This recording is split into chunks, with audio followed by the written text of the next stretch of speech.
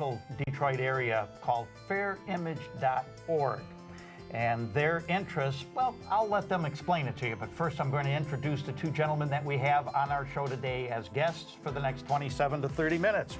Chris Vitale, thank you very much for coming on the show. Thanks for the interview. And Roger Popke, it's a pleasure to have you. So you actually started fairimage.org. Yes. Okay. How did you actually do that? Well, I organized some pro-auto industry rallies that were held in the Detroit area last January. And there was also another gentleman involved.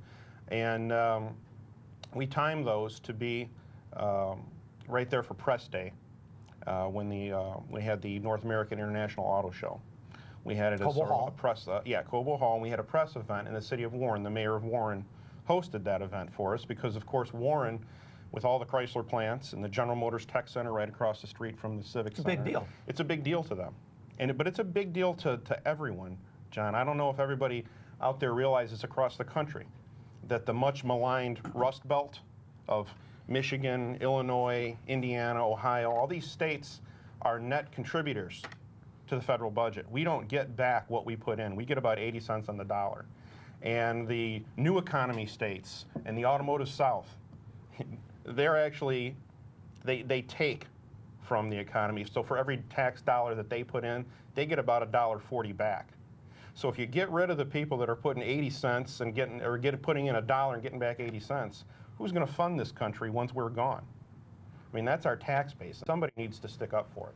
You've gotten some pretty good ink on this too. I've seen you on a number of local publications, and certainly that has helped a little bit for you. We're getting some ink. I'd like to say we get a little bit more local ink. Unfortunately, I've had some members of the media say to me directly, the points that you're trying to make are above the heads of our audience, and I mean that's insulting. I don't look down on an audience like that. So that's one thing that makes me grateful you're willing to do this show with us. Thank you. But nationally, we've contributed to some articles in USA Today. I've been quoted in Wall Street Journal, and America Online, which is an online portal site, wanted to do an article about trade policy, and they came to us. And not only was I able to give them a lot of the facts and the figures and the numbers, but I could actually, because he's a member of our group, we have someone that's retired from Ford Motor Company that did all of the quality control for vehicles that were sent to Japan and interacted directly with the president of Ford Motor Company Japan. And he was able to give this author a real earful about what it's like to try to do business in Japan. Okay, so you got some good ink, you got things rocking and rolling. Roger, how did you get involved with fairimage.org? Chris and I have been active locally. Chris asked me to come on board. Since I've been in the automotive field for about 12 years, and on the supplier side, we've been hit really hard. I've been seeing the demise of the supplier side for more than 25, 30 years. All these tool and die shops, gone. A lot of these tool supplier companies also gone, or bought out by foreign competitors. So I've been seeing the demise long before this all hit, and now we see today what's going on. This is not a fight group. This is a fair image group to put out what's reality in the automotive industry, let alone other industries that are being lost in the United States. Actually, I don't want it just to focus on the automobile industry. I mean, that's where my particular area of expertise lays. But, if someone sees this with a connection to someone in the furniture industry in North Carolina, by all means, get in touch with us. Because we know you guys are taking it on the chin, too. Major appliances. Whirlpool, exactly. RCA. Go to Home Depot and try to buy a refrigerator that's made in this country. It's actually become cheaper now to ship 25 cubic feet of empty space from China and sell it at Home Depot than it is to build it in America. And those are too good of jobs to lose. Now, Roger, what do you do with Fair Image? Well, we try to get out and do a media blitz. We went around and toured, went to each media facility and try to get some airtime. And we've been in contact with senators and congressmen.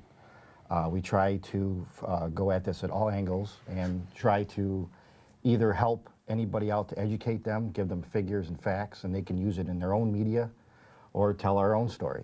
Okay. What are some of these stereotypes that either are real or not and should be debunked? Well, first and foremost, what was portrayed was we're the dinosaurs. I think one of the stereotypes that's often repeated about Detroit is that Detroit is anti-progress. They lobby against pollution legislation. They lobby against safety legislation and things like that. And what that really comes from is that's paying the price for being first, because when the American auto companies are seen on Capitol Hill and they're saying, Mr. Senator, you can't impose these pollution regulations on us overnight.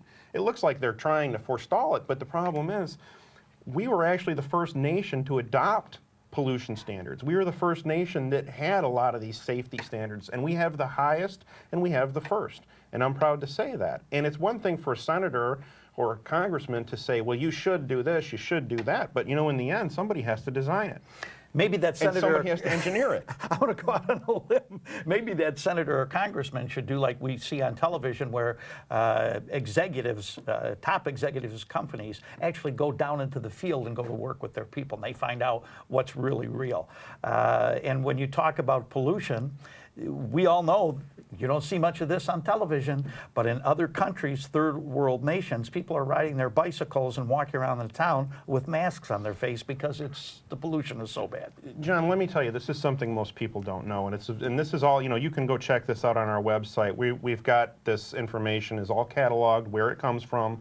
It's all public domain. We've got footnotes at the bottom of the page.